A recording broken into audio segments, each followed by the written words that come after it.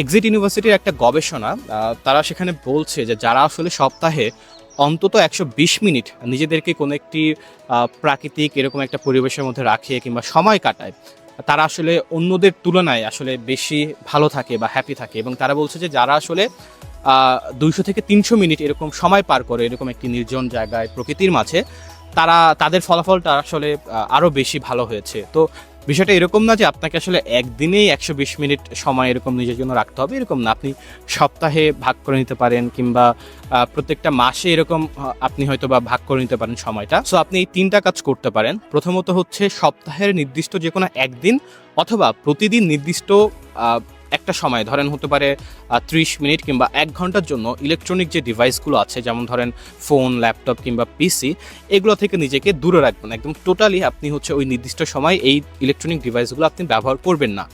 এখন তাহলে ওই সময়টায় আপনি কি করতে পারেন? ওই সময়টায় হচ্ছে আপনি দ্বিতীয়ত যে কাজটা করতে পারেন সেটা হচ্ছে এরকম একটি নির্জন জায়গায় আসতে পারেন এবং এসে এখানে নিরিবিলি কিছুক্ষণ বসে থাকতে পারেন।